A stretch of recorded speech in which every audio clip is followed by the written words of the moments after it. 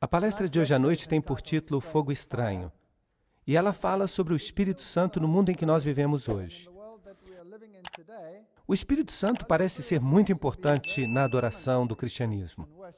Levíticos 10, 1 diz: E Nadab e Abiú, os filhos de Arão, pegou cada um o seu incensário e colocou fogo nele, e colocou incenso nele, e ofereceu fogo estranho diante do Senhor, aquilo que ele havia proibido. Vejam que o Senhor mesmo tinha acendido o fogo, e o fogo é um exemplo do Espírito Santo que habita entre as pessoas. Mas eles não quiseram pegar aquele fogo. Eles produziram o seu próprio fogo, e assim eles estavam insinuando que eles tinham a mesma capacidade do Espírito Santo. Mateus 24, 3 diz: E ele se sentou no Monte das Oliveiras. Os discípulos vieram a ele em particular, dizendo: Conta-nos, quando ocorrerão essas coisas? E que sinal haverá da tua vinda e do final dos tempos? E Jesus respondeu a eles e disse: Cuidado para que nenhum homem vos engane. Então, qual é o grande problema do tempo do fim? É o engano. O engano é o maior problema. Quão enganador será Satanás? Ele será tão enganador, diz a Bíblia, que, se possível, ele enganaria até os próprios eleitos. É isso que eu chamo de enganador. Este é um problema grande. Apocalipse 13, 13 diz: E ele faz grandes maravilhas, de modo que até fogo desce do céu sobre a terra à vista dos homens. Isso significa que esta nação protestante, representada pela besta que saiu da terra, faz fogo descer do céu e assim engana os homens. Agora, será que o mundo religioso, será que a religião protestante alega ser capaz de fazer descer fogo do céu? Sim. Vejam esse anúncio da convenção sobre o milagre do fogo novo. Venha e veja o que o Senhor pode fazer por você. Levante-te, pois, pecado do mundo. Esses são os movimentos que eles estão convidando as pessoas para esses movimentos religiosos poderosos. Pessoalmente, eu acho que isso é uma blasfêmia, mas está aí. Mas recebereis poder do Espírito Santo quando ele descer sobre vós. Atos 1, 8. Esse poder, este Espírito, se destinava a equipar as pessoas para que elas levassem o Evangelho ao mundo. Em outras palavras, este poder se destinava a servir os outros e não a si mesmo. Mas e se nós pudéssemos torcer isso? E se mais poder para si mesmo fosse um símbolo da aceitação de Deus? Será que então nós teríamos o mesmo tipo de poder? A Bíblia diz: Se me amardes, guardareis os meus mandamentos, e eu orarei ao Pai, e ele vos concederá outro Consolador, para que ele possa habitar convosco para sempre, o Espírito da Verdade. João 14, 15 a 17. Em outras palavras, parece que é um pré-requisito para que recebamos este Espírito de Deus, que tenhamos um espírito de obediência. E um espírito de obediência implica um espírito de arrependimento. Porque todos nós fomos desobedientes a Deus e precisamos nos arrepender e nos alinhar com as exigências de Deus uma vez mais. Nós precisamos compreender que é Deus que nos purifica da impiedade. Nós precisamos compreender que é Jesus que nos dá a vida eterna. E nós precisamos desenvolver um espírito de gratidão que nos levará a guardar os seus mandamentos. Assim, ele nos capacitará a pregar a sua verdade para os outros.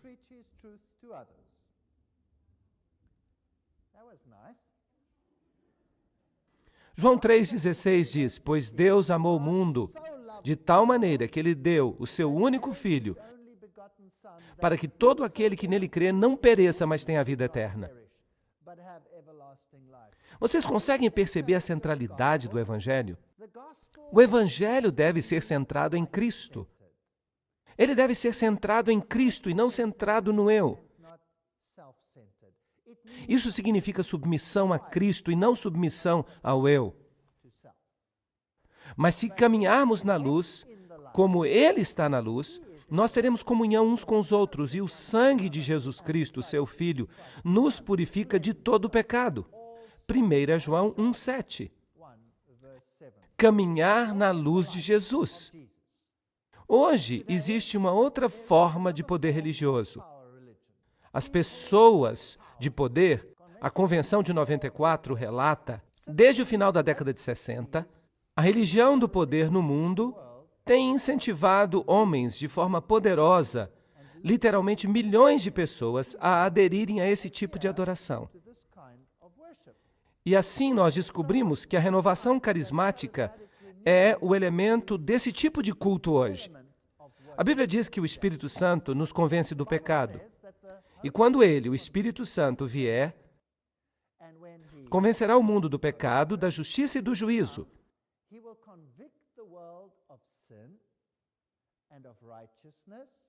João 16:8.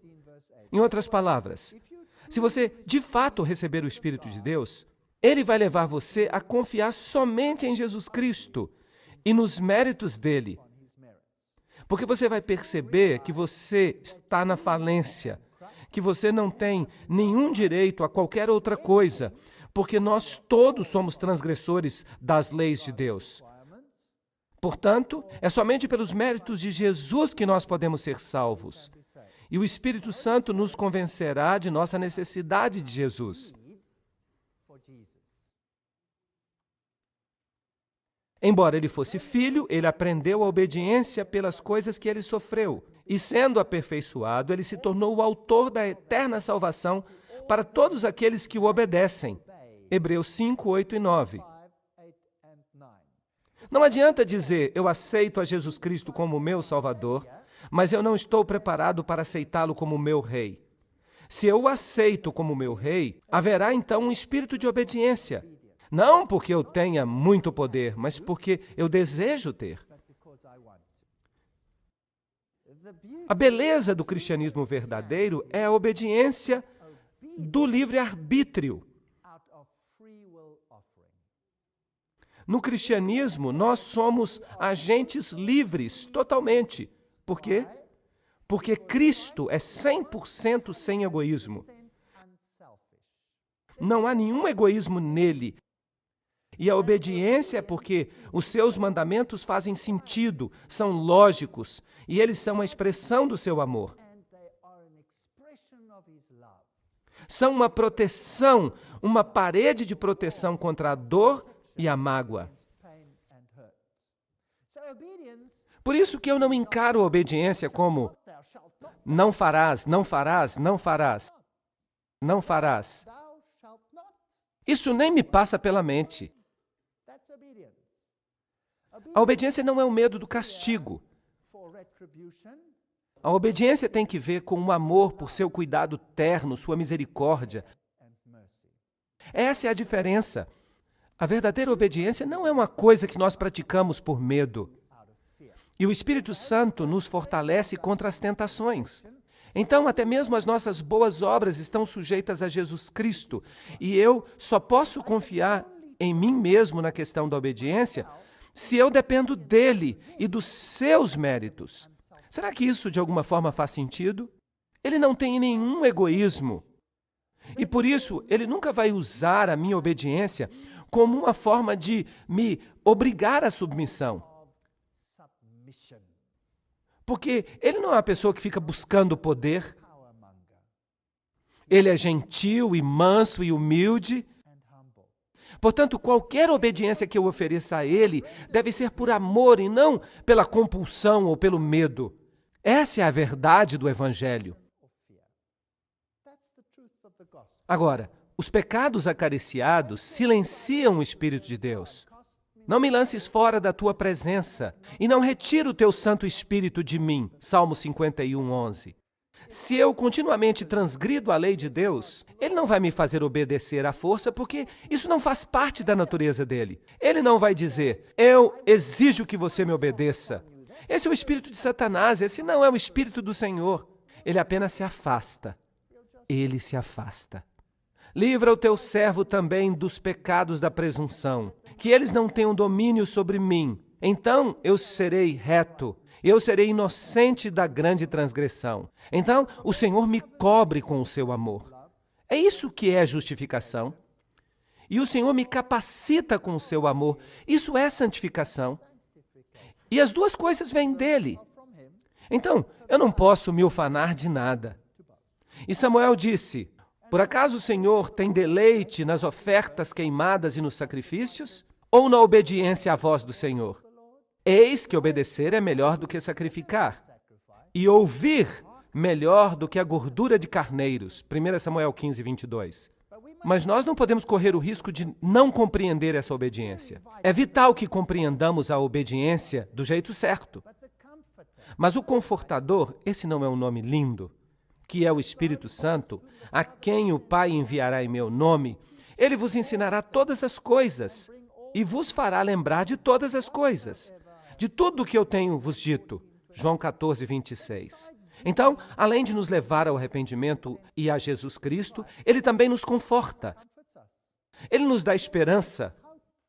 Então, em Jesus há esperança, e em Jesus nós somos impressionados com aquelas coisas que nos erguem. É isso que o texto está dizendo, e este é um texto lindo. O Espírito Santo nos leva à verdade, e a Bíblia diz que Jesus é o caminho, a verdade e a vida.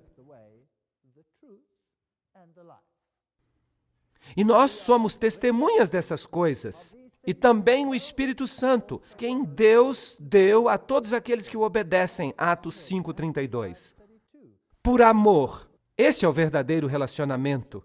O desejo de fazer o que é certo e de pedir ajuda a Deus nesse processo. Então, o Espírito Santo traria as pessoas ao arrependimento do pecado, guiando-as numa compreensão mais plena da verdade sobre Deus e Jesus Cristo.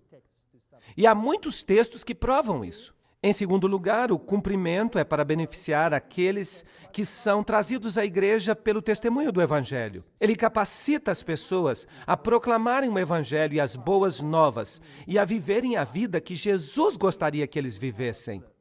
E o dom de línguas, por exemplo, ele foi dado para que o Evangelho pudesse ser distribuído nas várias línguas. Atos 2:2 diz: cada um ouvia em sua própria língua, em sua língua materna. Nós percebemos que há uma associação entre línguas e profecias. E assim, as línguas servem para comunicar o Evangelho. Tudo que Jesus faz é sem egoísmo. Agora, as principais igrejas estão vazias. Vejam que nos dias que eles costumavam a falar de Jesus como Salvador do pecado, as pessoas começaram a deixar a igreja e outros grupos começaram a crescer dramaticamente. Então, por isso, nós temos as igrejas do poder e elas crescem tanto.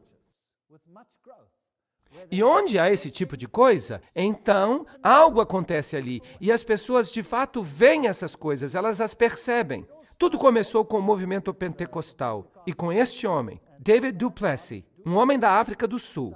Ele foi o primeiro presidente do Conselho Mundial Carismático. E é por isso que eles o chamam de Senhor Pentecoste.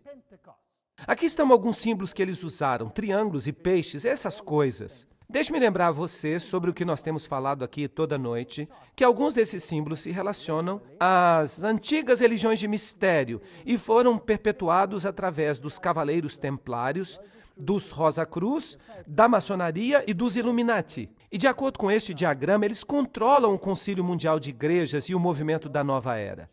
Nós tivemos uma palestra inteira sobre isso e falamos a respeito de toda a filosofia por trás disto. Agora vamos tentar compreender a filosofia que está por trás, o pensamento moderno das religiões do poder. Este é o livro, Em Sua Presença, de E.W. Kenyon. Foi através deste livro que o movimento carismático, no seu início, começou a divulgar a sua doutrina. Vamos tentar entender como eles veem as coisas. Saber que sua derrota lhe foi causada pelo nosso substituto. Eles estão falando da derrota de Satanás por Jesus. Então, saber que a sua derrota lhe foi imposta por nosso substituto Jesus e colocar isso como nosso crédito, isto é muito estranho.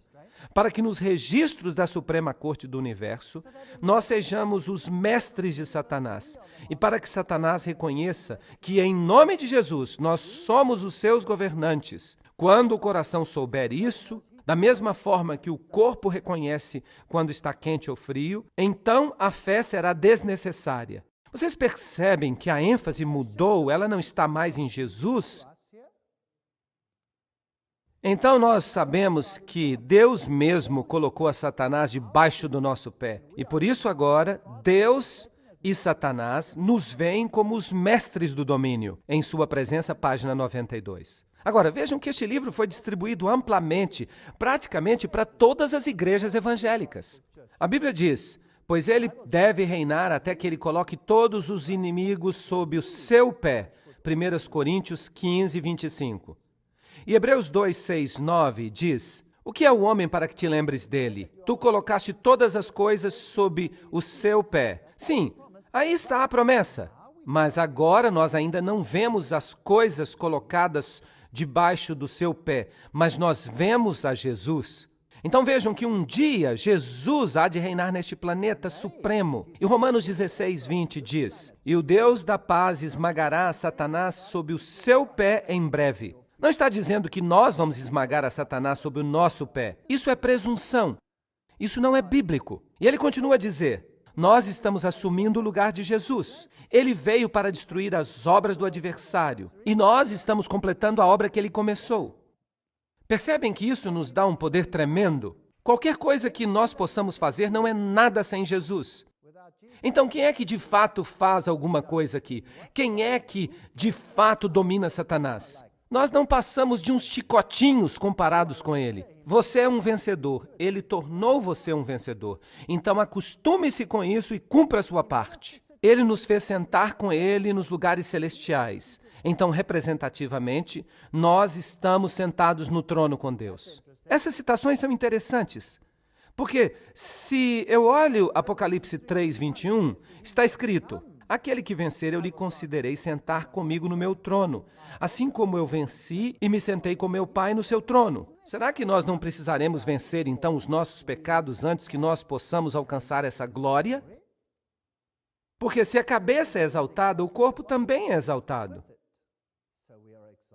Se ele conquistou todas as forças das trevas e as deixou paralisadas e quebrantadas antes mesmo que ele se levantasse dos mortos, é como se nós mesmos tivéssemos realizado essa obra poderosa. Vocês não acham que eles estão indo longe demais numa citação como esta? Isso vai além do Evangelho.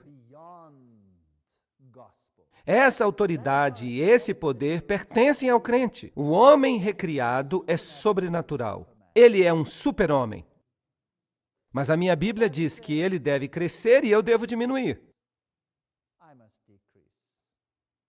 Todo o poder lhe foi dado, e sem ele, o que é que eu posso fazer? Nada. Isso é que é o Evangelho. Vejam que essas duas visões estão completamente opostas uma à outra. Agora, este livro aqui acabou de sair. Está quentinho saído da gráfica. A promessa do seu retorno. E os seus autores são o Dr. Lemer Duplessis, que é um professor de teologia, ele é um dos pregadores carismáticos, e Isaac Burger, que é o presidente do grande movimento da Igreja Carismática. Também Nico Landman, que é o presidente federal de todas as igrejas pentecostais.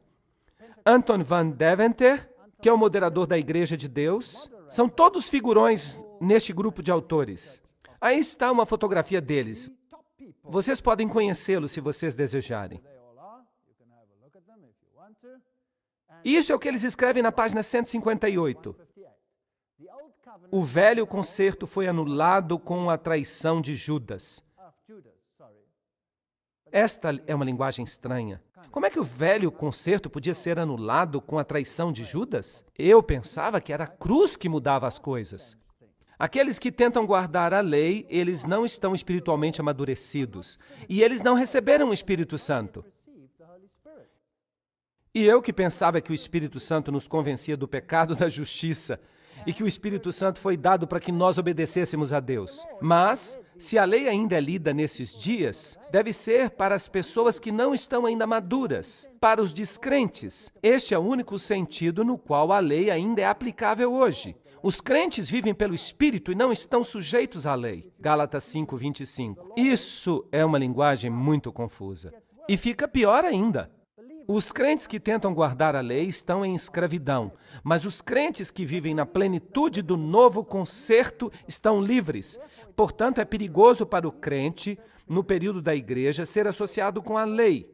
As igrejas que leem os 10 mandamentos no domingo, durante o culto, fazem com que seus membros tenham a impressão de que eles ainda estão sob a lei e de que eles devem tentar guardar a lei. Os cristãos que hoje tentam guardar os 10 mandamentos impedem a obra do Espírito Santo e solapam a pura essência do novo concerto.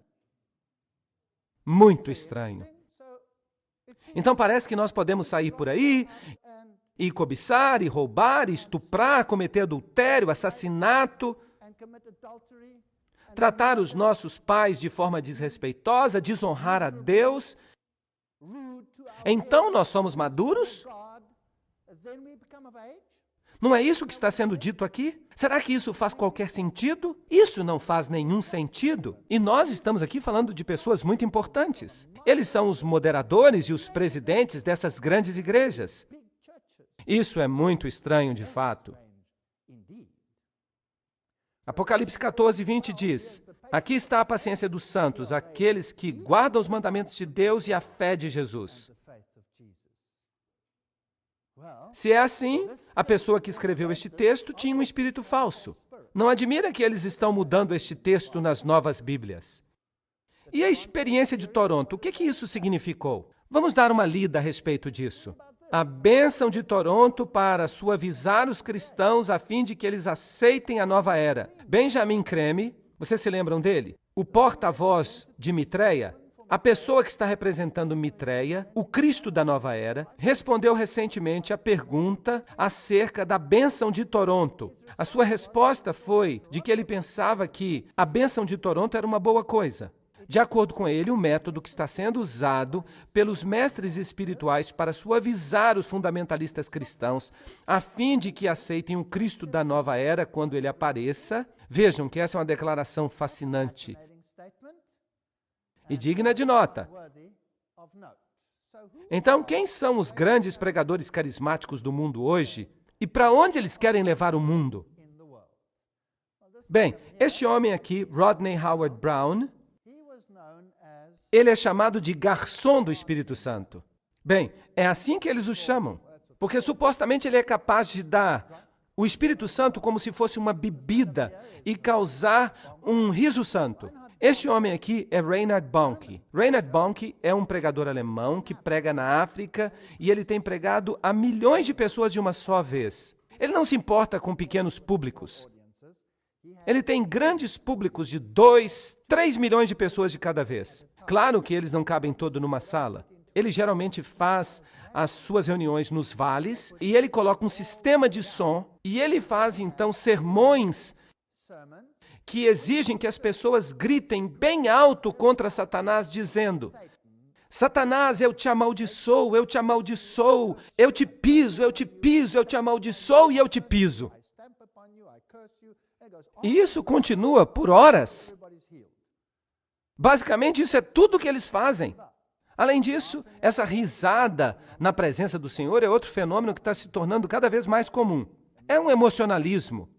Muita risada e dizem que isto é a obra do Espírito Santo.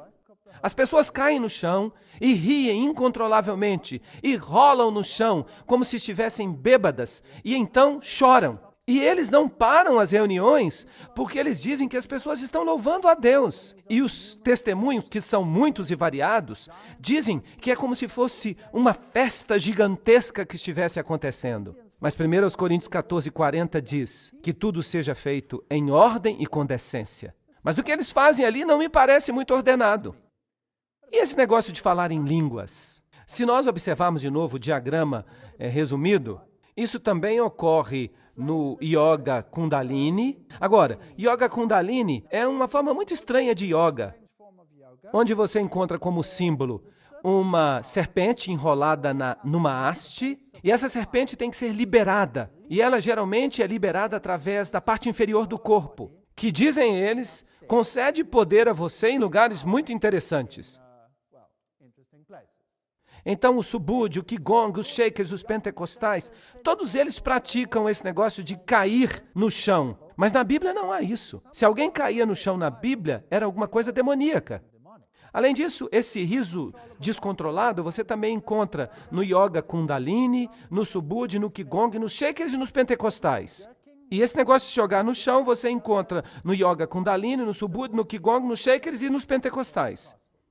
Também esse negócio de imitar sons de animais, você encontra em todos eles. Movimentos espasmódicos, você encontra em todos eles. Movimentos de reavivamento, você encontra em todos eles. Falar em línguas também está presente em todos eles. Mas, no entanto, a Bíblia fala, em Atos capítulo 2, que as línguas estavam ali para proclamar o Evangelho.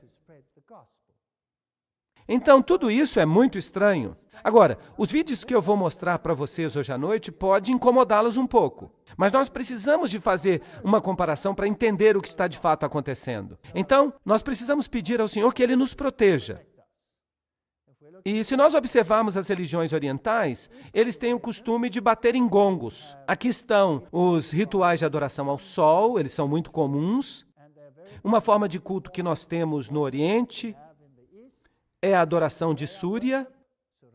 E dizem que Súria viaja pelo céu no dia 25 de dezembro em sua carruagem, do mesmo jeito que o Papai Noel.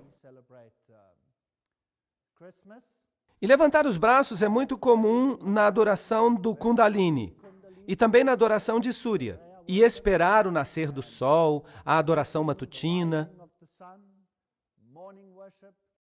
Este aqui é o famoso templo Konarak, na Índia, onde vocês observam essas mulheres fazendo essas danças. Agora, cada movimento de mão tem um significado. E a maioria dessas danças tem uma função esotérica e erótica. Elas se referem à sexualidade e, às vezes, sexualidade extremamente perversa. Eles deviam censurar essas estátuas que estão espalhadas por este templo. Aqui estão elas, podem dar uma olhada. E eu tive que cobrir algumas partes dessas estátuas porque elas são muito pornográficas.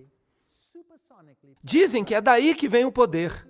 Nada mais é do que um antigo culto da sexualidade, como na religião de Ísis.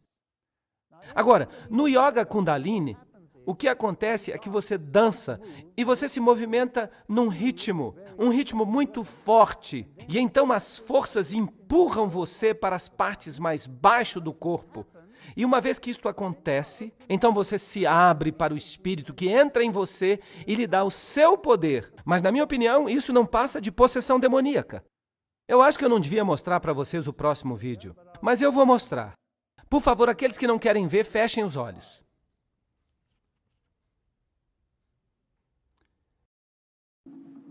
Esse tipo de yoga é chamado meditação dinâmica e é uma combinação da nova era do hinduísmo com as psicoterapias.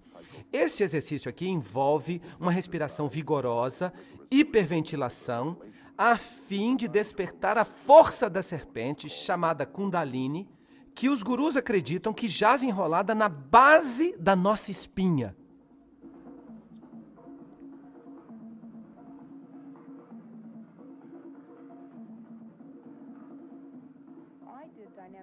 Eu fiz meditação dinâmica todo dia, nós a chamamos de Kundalini. Ela começa com uma respiração catártica e a razão para isso é movimentar a sua energia, tirá-la da sua cabeça e colocá-la no seu corpo. E você então apenas respira.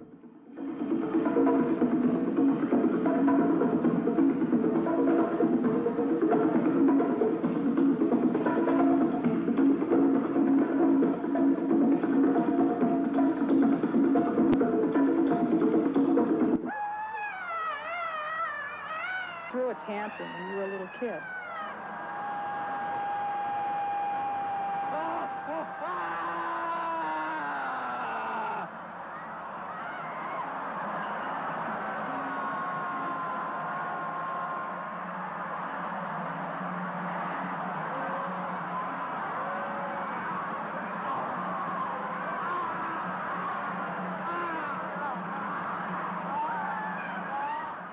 Bem, isso basta. É isso que acontece nas religiões orientais.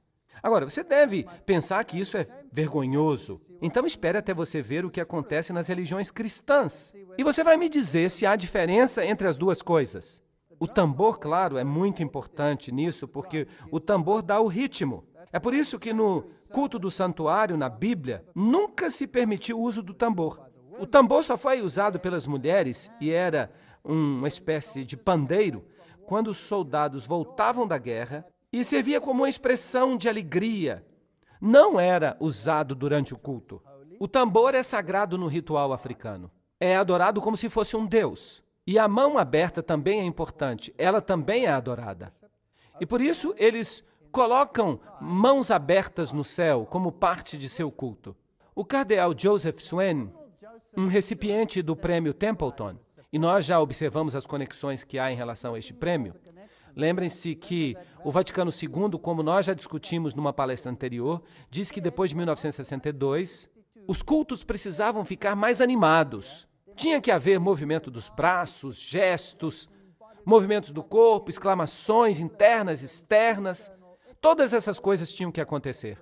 Então, o cardeal Swain se tornou intensamente envolvido com o movimento carismático e foi escolhido pelo Papa João XXIII, que dirigiu o Segundo Concílio Vaticano, para que se tornasse o chefe dos arquitetos dos encontros do Vaticano II. E ele fazia parte das 4 comissões principais. E Swain declara: desde que eu tive esta experiência carismática, meu compromisso com o Pai Sagrado, como vigário de Cristo no mundo, recebeu nova ênfase e força. Minha apreciação por Maria, como a corredentora e mediatriz da minha salvação, também melhorou. Minha apreciação da missa como sacrifício de Cristo também recebeu grande melhoria. Então, esse espírito que deu a ele essa experiência carismática, levou a Bíblia ou as doutrinas de Roma?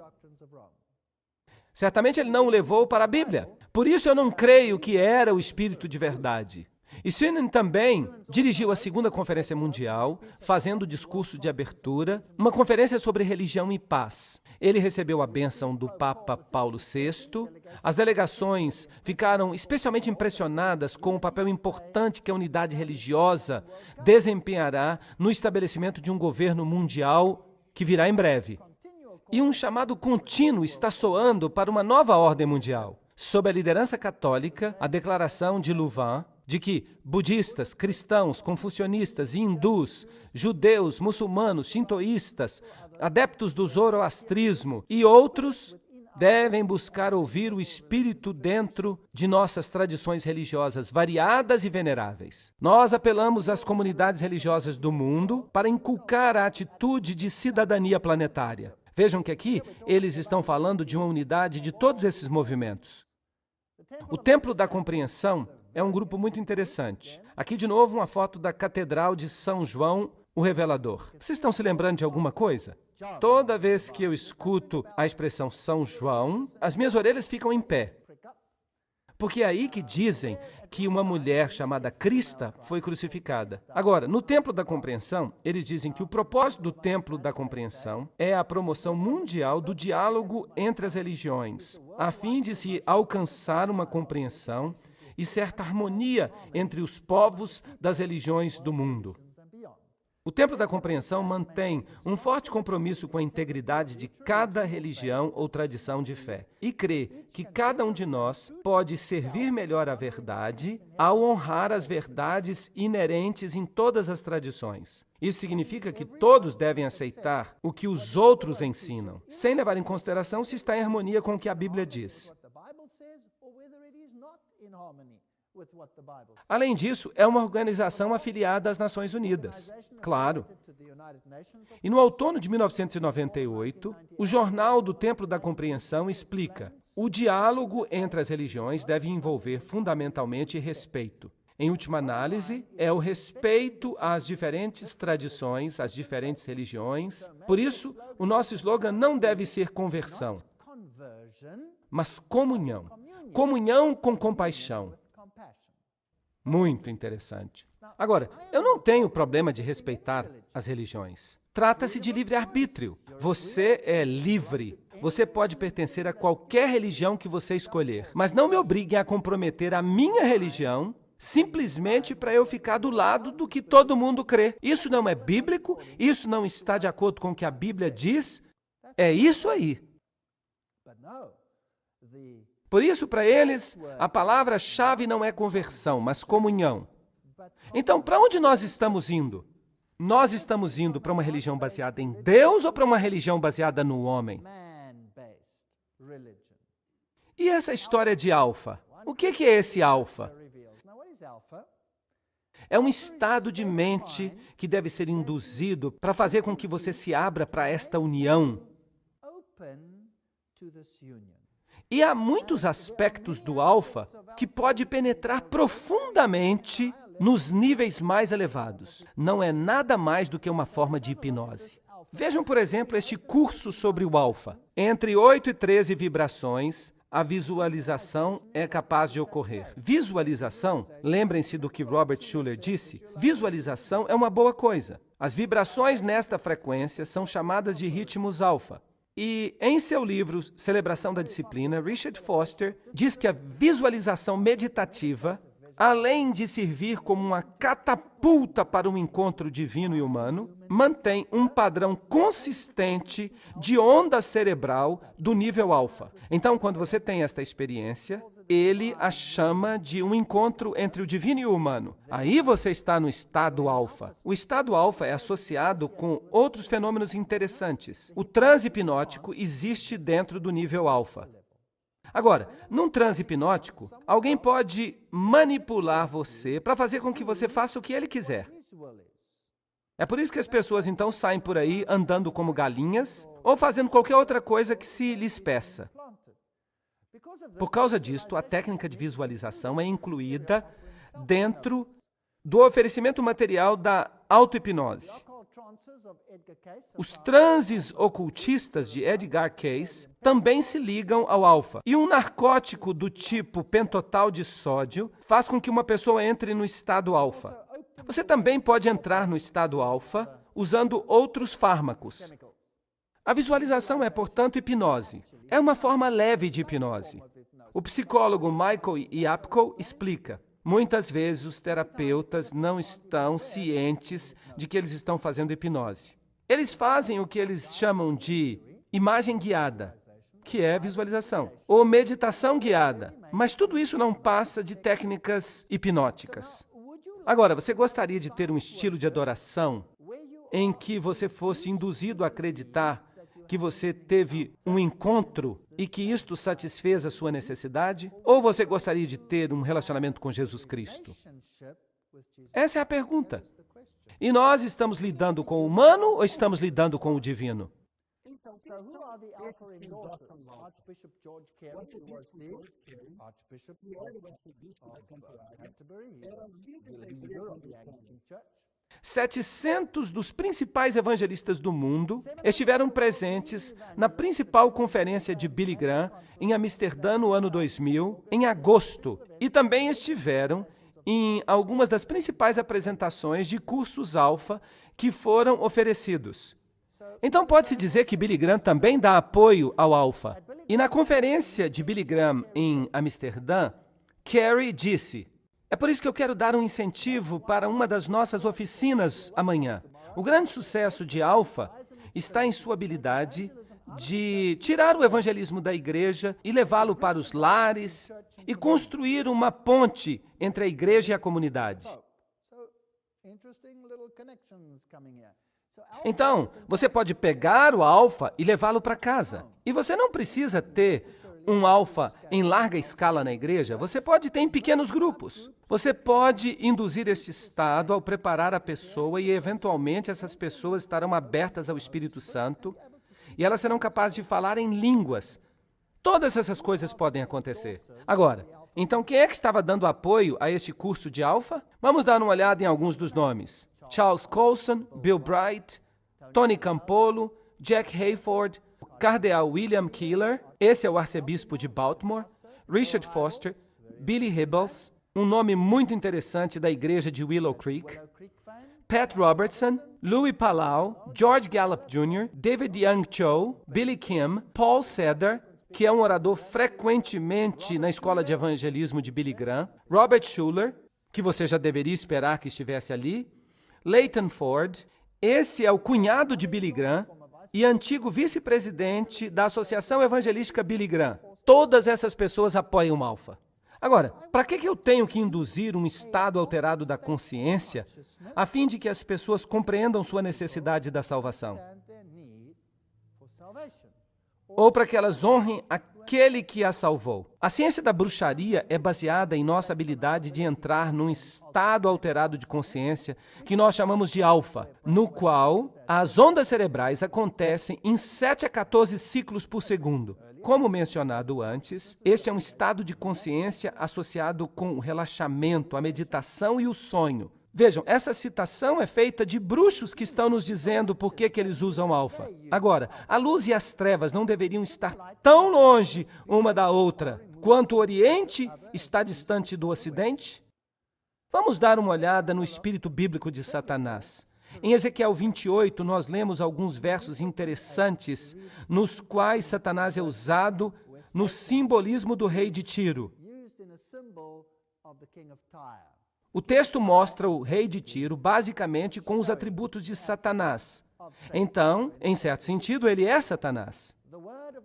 A palavra do Senhor veio até mim dizendo: Filho do homem, dize ao príncipe de Tiro, assim diz o Senhor Deus, porque teu coração se exaltou, e tu disseste, eu sou Deus. Um importante princípio. Eu me sento na cadeira de Deus no meio dos mares. É isso que Satanás faz. É isso que o diabo faz. E ele induz também este espírito em seus seguidores. Não obstante, tu és homem e não Deus, ainda que colocas o teu coração como se fosse o coração de Deus. Eis que tu és mais sábio do que Daniel. Não há segredo que se possa ocultar a ti. Por isso, não pensem que vocês conseguirão enganar o diabo. Não pensem que vocês vão conseguir pisar no rabo dele e que ele vai correr de medo. Isso é sutil, sutil. É uma atividade muito sutil da qual nem sempre nós nos damos conta.